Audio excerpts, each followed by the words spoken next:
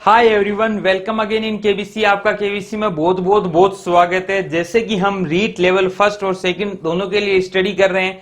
आज हम level first में एक चैप्टर खत्म कर चुके हैं जिसका नाम है फ्रैक्शन, भिन्न। उसके हमने पिछले साल के क्वेश्चंस भी कर लिए थे और अब हाल ही में जो पूछे गए हैं एमपी टेट सी टेट में, इनमें वो भी हमने कर लिए थे क्वेश्चंस। जो जिन्होंने वो नहीं देखी क्लासेस, प्लेलिस्ट में जाएं, रीट लेवल फर्स्ट मैथ नाम से प्लेलिस्ट मिलेंगी, वहां पे सारी क्लासों का संग्रह एक साथ मिल जाएगा। अब स्टार्ट करते हैं अगला टॉपिक। जो आपका अगला टॉपिक है वो है prime number and composite number, यानी अभाज्य संख्या व संयुक्त संख्या। जैसे आपकी यूनिट्स दी हुई है ना, ये दूसरी या तीसरी यूनिट है, उसमें दूसरा पार्ट है, ठीक है। आप तो बस बेफिक्र होके जो टॉपिक मैं आपको पढ़ा रहा हूं वो सारे आप पढ़ते जाइए, मैं आपको कंप्लीट कोर्स करा दूंगा, ठीक है। तो अब पढ़ते हैं अभाज्य संख्या एवं संयुक्त संख्या। एक क्वेश्चन जरूर मिलता है, जनरली क्या मिलता है वो अभाज्य संख्या से मिलता है, परंतु इसके क्वेश्चन बड़े अच्छे होते हैं, भाषा वाले क्वेश्चन होते हैं। तो पूरे चैप्टर को अच्छे से पढ़ना, ठीक है। पहले तो आप स्क्रीनशॉट ले लो इसका, इस जो भी लिखा हुआ है ना बोर्ड का स्क्रीनशॉट ले लो, आपके लिए बहुत काम आने वाला है, ठीक है। अब पढ़ते हैं अभाज्य संख्या होती क्या है। अभाज्य मतलब ऐसी संख्या जिसमें किसी का भाग ना जाए, वो अभाज्य संख्या होती है, ठीक है।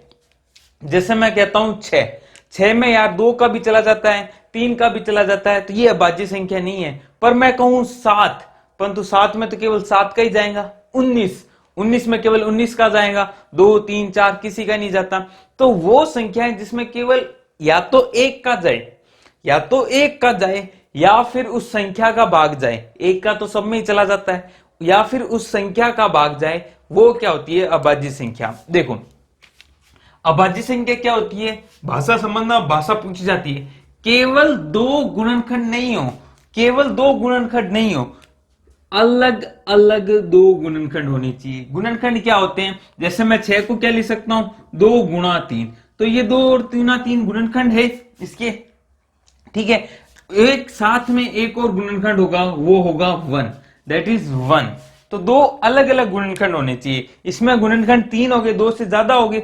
और केवल भी लिखा हुआ है तो केवल मतलब 2 ही होने चाहिए, 2 से कम ज्यादा नहीं होने चाहिए। तो 2 3 1, तो गुणनखंड क्या हो गए, 2 से ज्यादा हो गए, 3 हो गए, इसलिए ये अभाज्य संख्या नहीं है। या फिर मैं इसको यूं बोलूं, एक के अलावा, अब देखो यार पंगा क्या होता है, ये जो एक है ना नंबर 1, ये अभाज्य संख्या नहीं है। कारण बताता हूं, इसका कारण क्या है। इसको क्या लिख सकता हूं, एक को तो एक ही लिख सकता हूं, 1 गुणा 1 लिखने का कोई मतलब नहीं है। इसका गुणनखंड क्या हुआ, केवल 1, परंतु परिभाषा क्या कहती है, केवल 2 होनी चाहिए गुणनखंड, और 2 अलग अलग होनी चाहिए। इसका एक ही गुणनखंड आता है, इसलिए ये अभाज्य संख्या नहीं होता है। आपके इतनी डिटेल में नहीं पूछेगा, आपको तो माइंड में रखना है एक अभाज्य संख्या नहीं है, नहीं है, नहीं है। इसीलिए जो अगली भाषा है परिभाषा, वो आसानी से समझ में आ जाएंगी। एक के अलावा, यानी एक के अलावा सभी प्राकृत संख्याएं, प्राकृत संख्या क्या होती है, एक से लेके अनंत तक प्राकृत संख्याएं होती है, जिनमें या तो एक का भाग जाए, एक के अलावा कोई भी संख्या हो, या तो उसमें एक का भाग जाए, या उस संख्या स्वयं का, यानी या तो एक का भाग चला जाए या उस संख्या खुद का चला जाए, वही संख्या क्या होती है, अभाज्य संख्या होती है। एग्जाम्पल ले लेता हूं 2। अब देखो 2 सर कैसे होगा, 2 को क्या लिखोगे, 1 गुणा 2, 2 अलग अलग गुणनखंड ये आगे, और कोई गुणनखंड भी नहीं है। 2 के बाद 3 में केवल 3 का ही भाग जाता है, 5 7 9 नहीं होती, 9 नहीं होती, क्योंकि उसमें 3 का भाग चला जाता है। 11 13 17 ऐसे अनंत तक चलेंगे, उसमें तो कोई रोड़ा है ही नहीं, ठीक है। अब ये 2 स्पेशल है, 2 से भाषा के रूप में क्वेश्चन आएगा ना, तो ध्यान रखना ये 2 पूछे जाएंगे।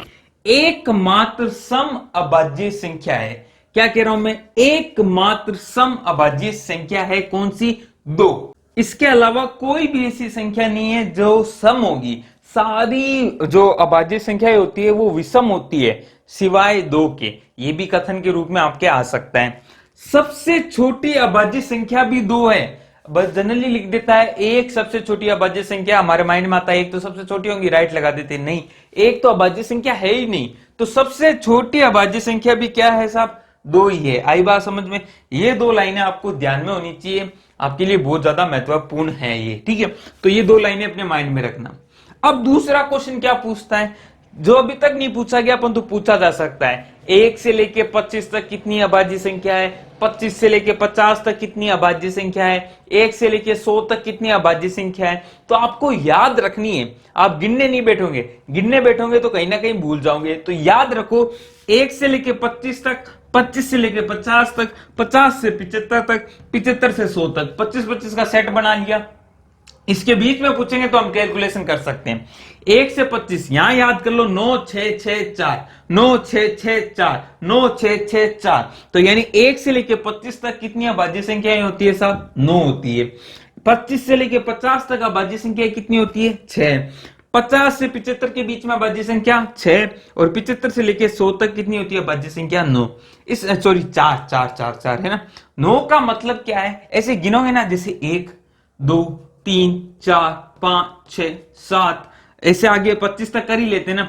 17 के बाद क्या होगा, 18 नहीं होती, 19, 20 नहीं, 21 नहीं, 21 में 7 का भाग जाता है, 3 का भी जाता है, 22 नहीं, 23, तो कितनी होगी आगे 24 और 25 छोड़ो, तो 1 से लेके 25 तक कितनी होगी, 1 2 3 4 5 6 7 8 9। तो कितनी अभाज्य संख्या है आगे, 9 आ गई। ऐसी गिनती की हुई है। अब आपको 1 से लेके 100 तक भी याद रखनी है, इन सब का सम कर लो, है ना, इनका सम कर लो। तो 9 + 6 + 6 + 4 करोगे तो आंसर आ जाएगा 25। अब मान लो 1 से लेके 50 तक पूछ ली, तो क्या करोगे, 1 से लेके 50 तक 9 और 6 15, 15 होती है। 1 से लेके 75, 9 और 6 15, 6 21, 21 होती है साहब। 1 से लेके 100 तक 25 होती है, सॉरी 9 और 6 और 6 15 और 25, ठीक है। ये एकदम सारा माइंड में होना चाहिए, इस बार पूछा जा सकता है, क्वेश्चन इंपॉर्टेंट है इसलिए बता रहा हूं।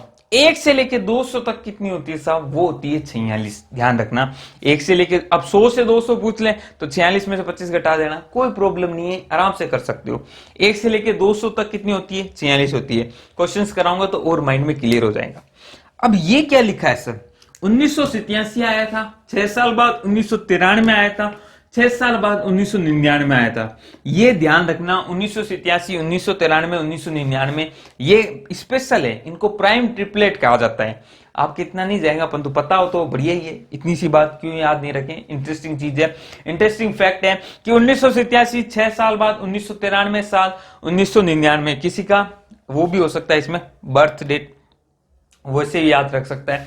तो ये सब क्या है, प्राइम नंबर है, ये तीनों क्या है, प्राइम नंबर है, इनको प्राइम ट्रिपलेट कहा जाता है। महत्वपूर्ण है, इंपॉर्टेंट है, ध्यान से पढ़ना, अच्छे से पढ़ना, आराम से पढ़ना ना। अच्छा सा फैक्ट है, ध्यान रखोगे तो आपके लिए फायदा है। अब मैं कुछ लाइनें लिख देता हूं आपके लिए। चलो एक चीज और बताता हूं उससे पहले, इंटरेस्टिंग चीज है, आपके लिए काम की चीज है और बहुत ही ज्यादा महत्वपूर्ण चीज है, आपके क्वेश्चंस में काम आएंगी। देखो फैक्ट तो ये है कि आप किसी भी संख्या को 3 बार लिखें, 6 बार लिखें, 9 बार लिखें, वो संख्या हमेशा 3 से विभाजित होती है, ठीक है, ये फैक्ट है। इससे आगे भी है, 3 से होती है, 6 से भी होती है, वो आगे पढ़ेंगे हम कभी। हमारे लिए इतना ही काम का भी मतलब क्या है, जैसे मैं कोई भी नंबर ले लूं, 2 2 2, 3 बार लिखा ना, ये डेफिनेटली 3 से भाग जाएगा। देख लो, 3 7 21 और बचा 3 चौक 12, कट गया ना। तो कोई भी संख्या 3 बार लिखी जाए, 6 बार लिख दो, 1 2 3 4 5 6, ये 1 2 3 हाँ 6, तो ये भी डेफिनेटली किससे विभाजित होंगी, 3 से। सर इससे क्या फायदा होगा, फायदा होगा दोस्त, क्या फायदा होने वाला है, आपको लिख के दे दिया 7 7 7। अब ये बताओ कि प्राइम नंबर है या नहीं है, मतलब अभाज्य संख्या है या नहीं है। आप तुरंत लगा देना ये नहीं है। क्यों नहीं है सर, क्योंकि मुझे पता है 3 बार कोई अंक रिपीट होता है तो वो डेफिनेटली किससे डिवाइड होता है साहब, 3 से, उसमें पूरा पूरा भाग चला जाता है। अब जब 3 का चला जाता है मतलब इस संख्या के अलावा किसी संख्या का भाग चला गया तो डेफिनेटली वो क्या होगा, प्राइम नंबर नहीं होगा। इसलिए ये फैक्ट काम आ जाता है। काफी बार ऑप्शन में मिल जाएगा साहब, बताओ 2 2 2 2 2 2 ये क्या प्राइम नंबर है, आप तो कह दोगे नहीं है साहब। 6 बार 3 बार 9 बार रिपीट होता है, वो होता ही नहीं है, क्योंकि उसमें 3 का भाग चला जाता है। तो ये महत्वपूर्ण फैक्ट था, आपको ध्यान में रखना है। अब मैं कुछ लाइनें लिख देता हूं, वो माइंड में बैठा लो, प्राइम नंबर से रिलेटेड उनको तो माइंड में बैठा ही लो, आपके काम आएंगी। पहली चीज, स्टार मार मार के लिख लेना, 1 अभाज्य संख्या नहीं है, एक अभाज्य संख्या नहीं है। ठीक है, ये एक महत्वपूर्ण फैक्ट हो गया। दूसरा जो है वो ध्यान रखना, दो एकमात्र, यही आपसे पूछे जाएंगी, एकमात्र सम अभाज्य संख्या है। ठीक है, सम अभाज्य संख्या है। ठीक है, दो से रिलेटेड अभी हमने पढ़ी, दो सबसे छोटी अभाज्य संख्या है, अभाज्य संख्या है। इन लाइनों को आप अपने माइंड में ना बैठा के रखना, आपके लिए बहुत ही ज्यादा काम आने वाली है। ठीक है, इसके अलावा लिखूं, दो के अलावा सभी अभाज्य संख्याएं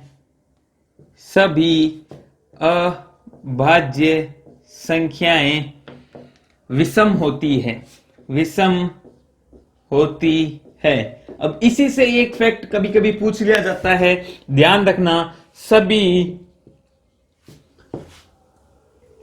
अभाज्य संख्याएं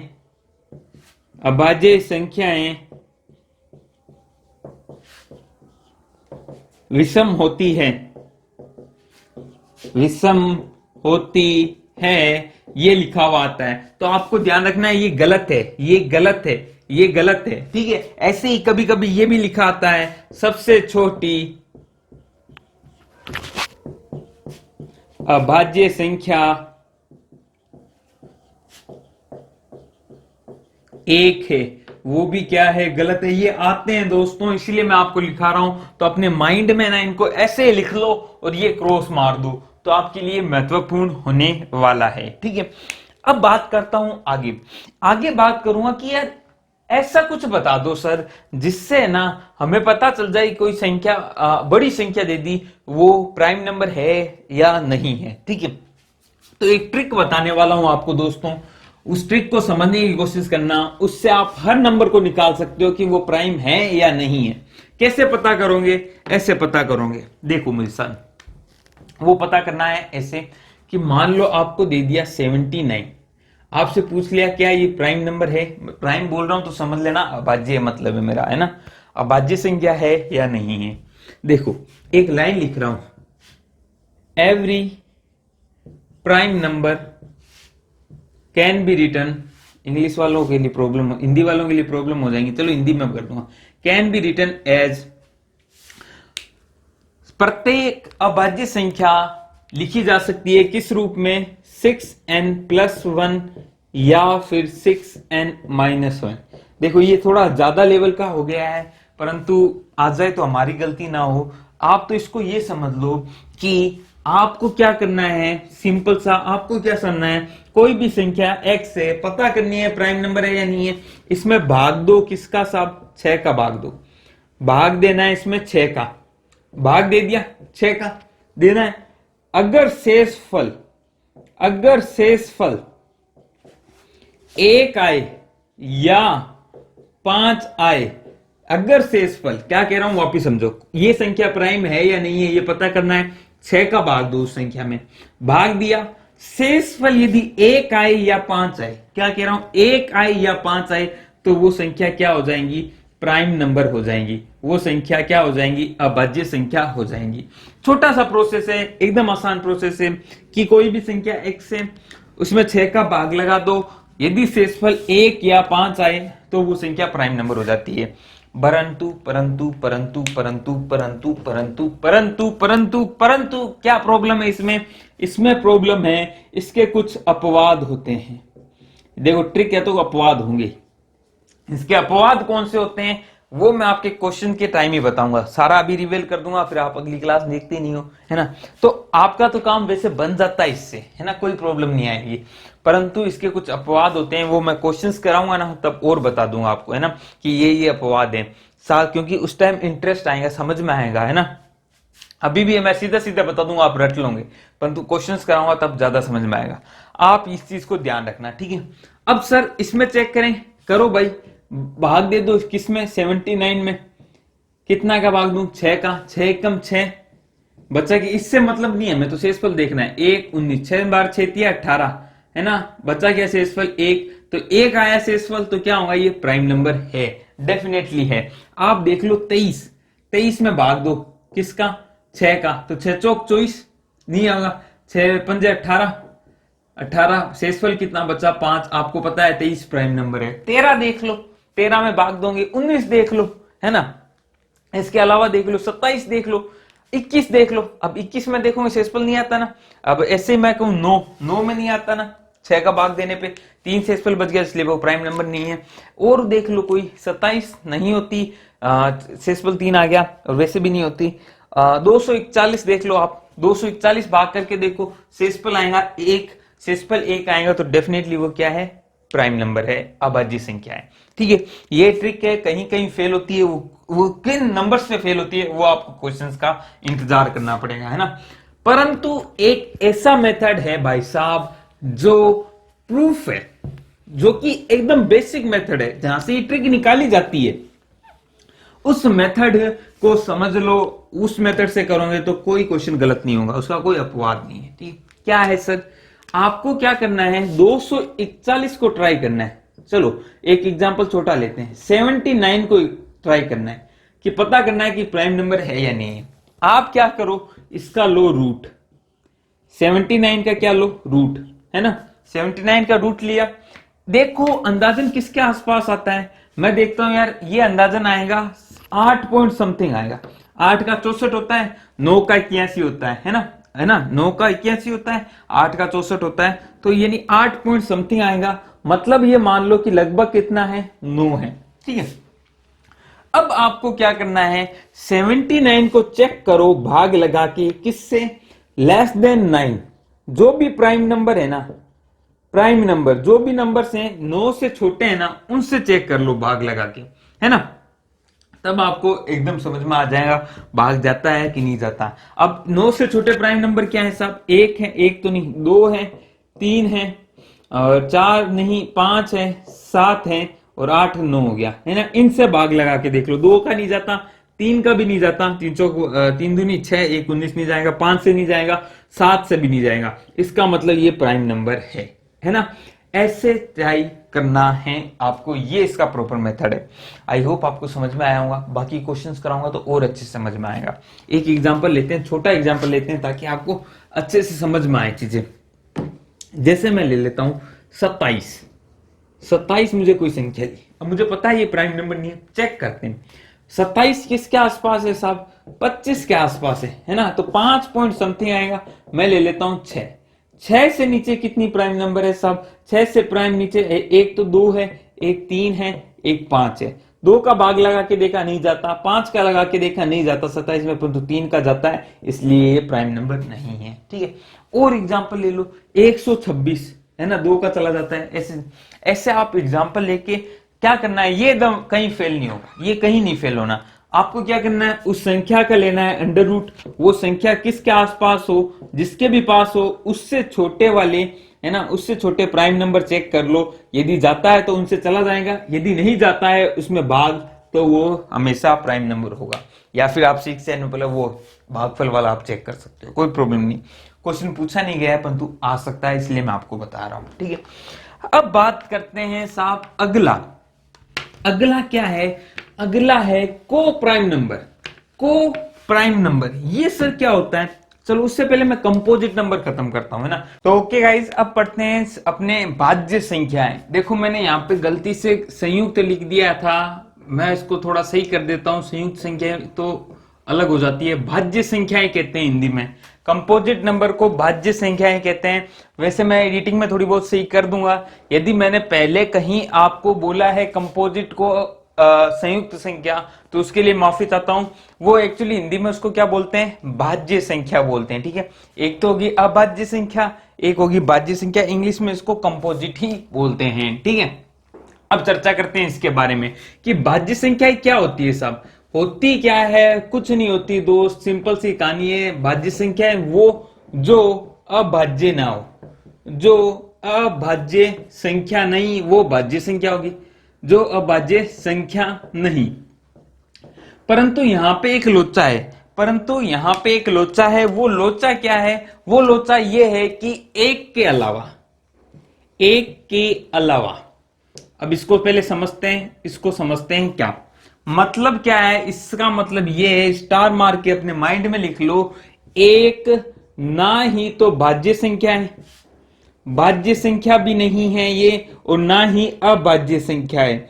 ये ध्यान रखना, ये एक महत्वपूर्ण चीज है जो आपको पता होनी चाहिए कि एक ना तो भाज्य संख्या है ना ही अभाज्य संख्या है। अब बात करते हैं भाज्य संख्या की परिभाषा की, तब जाके इसको समझ में आएगा। ठीक है, ये परिभाषा क्या होती है? भाज्य संख्या ऐसी संख्याएं जिसमें एक का उस संख्या का के अलावा किसी और संख्या का भी भाग जाए। जैसे मैं लेता हूं 6, 6 में देखो एक का भी जाता है, इस संख्या 6 का भी जाता है, परंतु उसके साथ 2 का भी जाता है साहब, उसके साथ 3 का भी जाता है। तो ऐसी संख्याएं जिसमें 2 से अधिक संख्याओं का, 1 और 6 के अलावा और किसी, 1 और 6 नहीं, 1 और संख्या खुद के अलावा किसी और संख्या का भी भाग जाए, वो क्या होंगी? भाज्य संख्याएं होंगी। या फिर इसको मैं कह दूं कि भाई ऐसा होना चाहिए, ऐसा होना चाहिए कि 2 से ज्यादा गुणनखंड हो, 2 भिन्न भिन्न गुणनखंड हो, 2 भिन्न भिन्न गुणनखंडों से ज्यादा गुणनखंड हो, है ना, गुणनखंड भिन्न होने चाहिए, और साथ में 2 से ज्यादा होने चाहिए, तो भी क्या होंगी? भाज्य संख्या है। अब सर एक क्यों नहीं होती? एक इसलिए नहीं होती देख भाज्य संख्या, क्योंकि एक में एक का और उस संख्या एक का तो भाग जाए, इसके अलावा किसी और संख्या का भाग जाता है कि एक में? यही तो था। जैसे 6 में देखा था तो 6 में एक का भी जा रहा था, 6 में उस संख्या का भी जा रहा था, इन 2 के अलावा भी किसी का भाग जा रहा था ना, 2 और 3 का। वैसे एक के साथ ऐसा नहीं है, एक का एक में जाता है, एक संख्या खुद का भी जाता है, इसके अलावा कोई संख्या नहीं है जिसका भाग जाए, तो इसलिए ये भाज्य संख्या भी नहीं होती। और अभाज्य नहीं होती, वो उसकी हम चर्चा कर चुके। तो ये आपके लिए ध्यान में रखना है कि एक ना तो भाज्य संख्या होती है ना अभाज्य संख्या होती है। अब दूसरी चीज जो आपसे पूछी जाएंगी, इसके एग्जाम्पल, एग्जाम्पल नहीं पूछेंगे, आपको पूछेंगे सबसे छोटी भाज्य संख्या कौन सी होती है, सबसे छोटी कंपोजिट नंबर कौन सा होता है, सबसे छोटा कंपोजिट नंबर कौन सा होगा साहब? ये होगा, देखो लिखता हूं मैं, 1 2 3 4 5 6, ये लिखा। पहली बात तो भाज्य संख्या या भाज्य संख्या का कॉन्सेप्ट केवल प्राकृत संख्याओं के लिए होता है, मतलब 1 से लेके अनंत के लिए होगा। 0 के लिए हम नहीं बताएंगे भाज्य या भाज्य नहीं, -2 -3 इनके लिए ये कॉन्सेप्ट है ही नहीं, ये तो केवल प्राकृत संख्याओं के लिए है। ठीक है, अब बात करता हूं, 1 भाज्य संख्या है? नहीं है साहब। 2 नहीं साहब, ये अभाज्य संख्या है। 3 अभाज्य संख्या है। तो 4 क्या होंगी? सबसे छोटी, छोटी से छोटी, यानी सबसे छोटी भाज्य संख्या कौन सी होती है साहब? ध्यान रखना, पूछा गया पेपरों में है कि सबसे छोटी भाज्य संख्या होती है 4 4 4। ये एक अच्छा कॉन्सेप्ट है, अच्छा क्वेश्चन है, आपसे पूछा जा सकता है। ठीक है, इसके अलावा एक पॉइंट और ध्यान रखना, आपको कथन मिल सकता है, सभी प्राकृत संख्याएं, प्राकृत संख्याएं या तो भाज्य संख्या होती है, भाज्य संख्या होती है, या तो अभाज्य संख्या होती है, अभाज्य संख्या होती है। ये कथन आपको मिल गया कि सभी प्राकृत संख्याएं या तो भाज्य संख्या होंगी या अभाज्य संख्या होंगी। तो आपको क्या कर देना है? इस कथन को गलत कर देना है। अल्ले गलत क्यों? गलत क्यों भाई? क्योंकि एक प्राकृत संख्या तो है, परंतु ना ही भाज्य है ना ही अभाज्य है, इसीलिए ये कथन आ जाए तो इसको गलत कर देना। काफी बार अच्छे एग्जाम्स में पूछा गया है, तो ध्यान में रखना। ठीक है, एक के अलावा सारी प्राकृत संख्याएं या तो भाज्य संख्या होंगी या अभाज्य संख्या होंगी। ठीक है, और भाज्य अभाज्य दोनों तो हो ही नहीं सकती है। ठीक है, आओ बात, सबसे छोटी कौन सी होगी? ये होगी। तो ये कुछ कॉन्सेप्ट थे जो आपको मुझे बताने थे, मैंने आपको बता दिए। अब एक संख्या जो हम चर्चा कर रहे थे कि को प्राइम नंबर क्या होते हैं, अभाज्य संख्याएं क्या होती है, इसको समझने की कोशिश करना। आपके वैसे सिलेबस में नहीं लिखा हुआ, फिर भी मैं बता देता हूं, क्वेश्चन आ जाए तो हमारा तो गलत होना नहीं चाहिए, हम तो थोड़ा एक्स्ट्रा पढ़ लेंगे। एकदम इजी कॉन्सेप्ट है, कोई टेंशन नहीं है। को प्राइम नंबर, को प्राइम नंबर, इसको हिंदी में बोलते हैं सह अभाज्य संख्याएं, अभाज्य संख्या ये क्या होती है साहब? ये होती है साहब, देखो सह का मतलब आपस में, आपस के लिए क्या चाहिए? दो चीजें होनी चाहिए। आपस कभी एक चीज के लिए आपस हो सकता है क्या? मेरे हिसाब से तो नहीं हो सकता। मैं कहता हूं एक्स और वाई दो संख्याओं के लिए हमेशा ये कॉन्सेप्ट निकाला जाता है को प्राइम नंबर का। ये दोनों संख्याएं आपस में सह अभाज्य तब होगी जब, एकदम सिंपल चीज बोलूं तो, इसका इसमें भाग ना जाए और इसका इसमें भाग ना जाए। मतलब दोनों का आपस में भाग ना जाए ना, तो वो को प्राइम नंबर होते हैं। ये एकदम बेसिक परिभाषा है इसकी, या बेसिक तरीका पहचानने का। जैसे मैं एग्जांपल दूं, 2 और 3, 2 में 3 का भाग नहीं जाता, 3 में 2 का भाग नहीं जाता, तो ये आपस में क्या होगी? को प्राइम नंबर होगी, सहअभाज्य संख्याएं होगी। एकदम इजी सा, कोई रामायण नहीं थी। ऐसे एग्जांपल ले लूं, 12, 17, 12 में 17 का भाग नहीं जाता, 17 का 12 में भाग नहीं जाता, इसलिए ये को प्राइम नंबर है।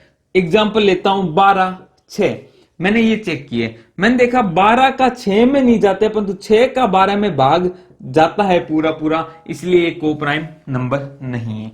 तो आई होप ये समझ में आया होगा, को प्राइम नंबर का आपस में भाग ना जाए। अब इसी को लिख दिया जाता है, दो भाषा के रूप में भी लिख देता हूं। क्या होता है साहब? भाषा के रूप में मिलेगा ऐसी संख्याएं जिनका कोई कॉमन फैक्टर ना हो, जिनका कॉमन फैक्टर 1 हो, कॉमन फैक्टर 1 हो, जिनका कॉमन फैक्टर क्या हो? 1 हो। और इसी को क्या लिख देंगे? HCF क्या हो? 1 हो। HCF क्या हो? 1 हो। महत्तम समापत्ति क्या हो? इसका 1 हो, इन दो संख्याओं का 1 हो, तो ये क्या कहलाती है? को प्राइम नंबर। कैसे सर? थोड़ी बहुत थोड़ा समझाने की कोशिश करता हूं। देखो, हाईएस्ट कॉमन फैक्टर क्या होता है? HCF क्या होता है? मान लो कि एक्स वाई दो नंबर है, तो ऐसी बड़ी से बड़ी संख्या जिसका इसमें भी भाग जाए और इसमें भी भाग जाए, वो होता है हाईएस्ट कॉमन फैक्टर। और वो इन दोनों केस के लिए क्या होगा? 1 होगा। मतलब ऐसी कोई संख्या नहीं होगी एक के अलावा जो जिसका भाग एक्स में भी जाएगा, वाई में भी जाएगा। एग्जांपल लेता हूं, 12 और 13 दोनों को प्राइम नंबर है, हमने चेक कर लिया, भाग इसमें नहीं जाता, उसमें नहीं जाता। अब देख लो, 12 और 13 दोनों में कोई एक के अलावा कोई नंबर ढूंढ के बता दो जिसका 12 में भी भाग जाए और जिसका 13 में भी भाग जाए, वही इनका कॉमन फैक्टर भी हो जाएगा और वही इसका HCF भी हो जाएगा। तो चेक करते हैं, एक के अलावा कोई भी संख्या नहीं होगी जिसका 12 में जाए, 7 में जाए। एग्जाम्पल और लेता हूं, 5, 27, चेक करो, 5 और 27, कोई ऐसी संख्या ढूंढ के बता दो जिसका संख्या 5 में भी चला जाए भाग और 27 में भी चला जाए। नहीं होगी, इसलिए केवल एक संख्या होगी, वो होंगी 1। इसीलिए ये आपस में क्या होती है? को प्राइम नंबर होते हैं, सहअभाज्य संख्या होती है। एक्चुअल परिभाषा तो यही है, बाकी जो समझने के लिए वो मैंने आपको बता दी। ठीक है, अब सर यहां से कुछ आएगा, कुछ क्वेश्चन भाषा के आएंगे, वो ध्यान रखना। पहली चीज, पहला जो क्वेश्चन आता है भाषा के रूप में कि जरूरी नहीं है कि दोनों को प्राइम नंबर हो। जैसे मैं कहूं 3 और 4, ये बताओ प्राइम नंबर को प्राइम नंबर है सर। ये देखो, ये है और ये इसमें भाग नहीं जाता, तो देखो 3 तो अभाज्य संख्या है, परंतु 4 भाज्य संख्या है। तो ये जरूरी नहीं है कि सहअभाज्य संख्याएं जो आपस में होंगी सहअभाज्य, वो दोनों की दोनों अभाज्य संख्या हो, ये जरूरी नहीं है। एग्जाम्पल देख दिया, 3 और 4। और जरूरी ये भी नहीं है कि दोनों में से एक भी अभाज्य संख्या हो। जैसे एग्जाम्पल ले लिया अपन 9 और यहां पे ले लिया 26, देखो दोनों में कोई HCF इनका 1 आएगा, ठीक है।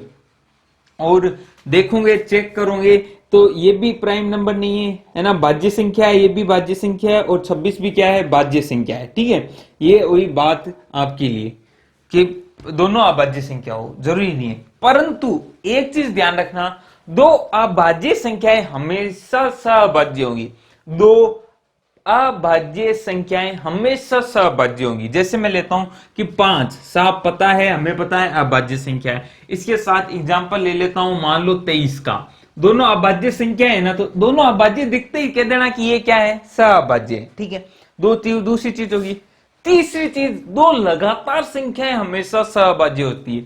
जैसे 2 और 3 हमेशा सहभाज्य होंगी, 11 और 12 सहभाज्य होंगी, 13 और 14 अभाज्य होंगी, 101 और 102 हमेशा सह अभाज्य संख्याएं होगी।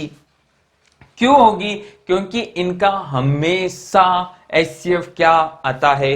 एवल और केवल 1 आता है। ठीक है, आई बात समझ में आपको? आई होप आपको समझ में आ गई होगी। तो ये कुछ महत्वपूर्ण बातें थी जो आपको सहभाज्य के बारे में ध्यान रखनी है। देखो, एक चीज और हो जाती है, बच्चों में एकदम माइंड में रह जाता है कि यार एक कॉन्सेप्ट जो उल्टा है, जो बच्चों के माइंड में रह जाता है, वो बताता हूं आपको क्या रहता है। जैसे मैं एग्जांपल लेता हूं, 2 को नहीं लेता, थोड़ा बड़ा ले लेते हैं, 4 और 6। तो बच्चे क्या करते हैं, सीधा चेक करते हैं ना 6 में 4 का भाग रहा ना 4, तो ये सहभाज्य संख्या होगी। नहीं भाई नहीं, इसका मतलब देखो 4 में 6 का भाग लगाओ या 6 में 4 का भाग लगाओ, ये कट रहे हैं ना, कटते हैं यार, 2 के पाड़े से कट रहा है, ये 3 के पाड़े से, तो कुछ ना कुछ तो जाहिर है कट रहा है, इसलिए ये सहभाज्य नहीं है। इसीलिए ऐसे जब क्वेश्चन हो जाते हैं ना, तब एकदम बेसिक परिभाषा में जाना जरूरी होता है। इन दोनों का HCF क्या होना चाहिए? 1 होना चाहिए। चेक करते हैं, 6 को क्या लिख सकते हैं? 2 गुना 3। 4 को क्या लिख सकते हैं? 2 गुना 2। HCF इसका क्या आएगा? जो कॉमन है वो लिख लिया। HCF क्या आ जाएगा? 2। HCF 1 आया? नहीं आया। HCF क्या आ गया? 2 आ गया। इसलिए ये सहभाज्य संख्याएं नहीं है। इसलिए इस चीज को ध्यान रखना, पूरा पूरा भाग नहीं है, मतलब कटने नहीं चाहिए आपस में। 2 और 3 कट रहे हैं क्या? कट रहे हैं, कट रहे हैं तो फिर नहीं होंगे, है ना। ऐसे मैं लू 2 और 3, 2 और 3, अब देखो 2/3 लिखो तो या 3/2 लिखो, आपस में कटेंगे नहीं किसी पाड़े से, है ना, किसी से, तो ये आपस में क्या हो जाएंगे? सहअभाज्य संख्याएं हो जाएंगी। ये आपके लिए पूरा कॉन्सेप्ट खत्म हो गया। आई होप आपको समझ में आया होगा। क्लास अच्छी लगी तो लाइक करना, कोई डाउट हो तो कमेंट करना, मैं सोल्व कर दूंगा आपका हर डाउट। ठीक है, अच्छी लगी तो लाइक कर देना, नहीं हो तो सब्सक्राइब करके बेल आइकन हिट करना। अच्छी लगे तो एक काम और करना, कमेंट करके बताना, क्योंकि आपके फीडबैक हमारे लिए बड़े महत्वपूर्ण होते हैं। दोस्तों के साथ शेयर कीजिए इस क्लास को, उनको भी ये भला हो सके, किसी का भला हो, अच्छी लगे तो, है ना। कल की क्लास में क्या करेंगे? क्वेश्चंस करेंगे, है ना, क्वेश्चंस करेंगे। थ्योरी हमने पढ़ ली और यहीं से आने वाले हैं क्वेश्चंस, आपके इससे बाहर नहीं आएंगे। तो आई होप आपको ये समझ में आ गया होगा। तो नए लेक्चर के साथ जल्द हाजिर होगा, तब तक के लिए अलविदा। जय हिंद, जय भारत।